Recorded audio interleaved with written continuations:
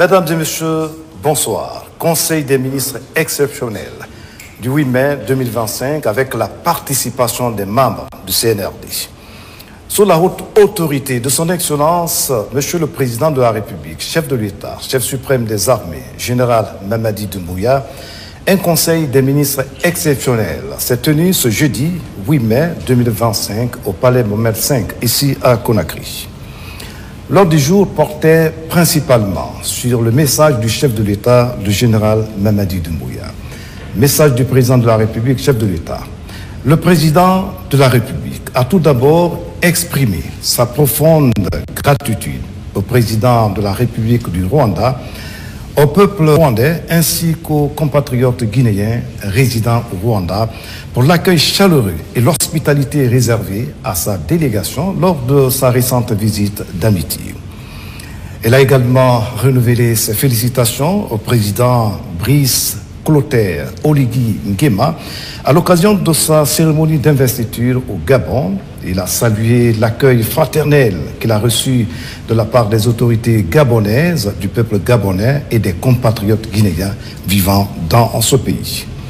Le chef de l'État, le général Mamadi Doumbouya, a ensuite rappelé la signature récente du décret fixant la date du référendum constitutionnel au 21 septembre 2025. Il a instruit le gouvernement d'intensifier les efforts de sensibilisation afin de permettre à tous les concitoyens âgés de 10 ans et plus de faire enregistrer dans le cadre du programme national de recensement à vocation d'état civil PN-RAVEC. Il a lancé un appel solennel à tous les citoyens guinéens à se faire recenser pour pouvoir participer au référendum et contribuer à l'adoption d'une constitution qui reflète les aspirations nationales. Par ailleurs, le président de la République, le général Mamadi Doumbouya, a tenu à rappeler le décret instaurant la gratuité de la carte nationale d'identité. Il a demandé aux acteurs concernés de lui transmettre dès la semaine prochaine un rapport sur l'état de sa mise en œuvre et d'assurer la coordination avec le PN-RAVEC pour permettre à chaque citoyen de disposer d'un identifiant biométrique national unique. Le président de la République a ensuite félicité les membres du comité stratégique de Simandou et les parties prenantes de l'accord cadre sino-guinéen pour le lancement des travaux de la raffinerie d'alumine de la société SPIC à Bofa. Elle a souligné que cette initiative marque une étape importante vers la transformation locale de la bauxite et l'industrialisation du pays. Toutefois, il a rappelé avec fermeté que le respect des engagements contractuels et des délais est non négociable.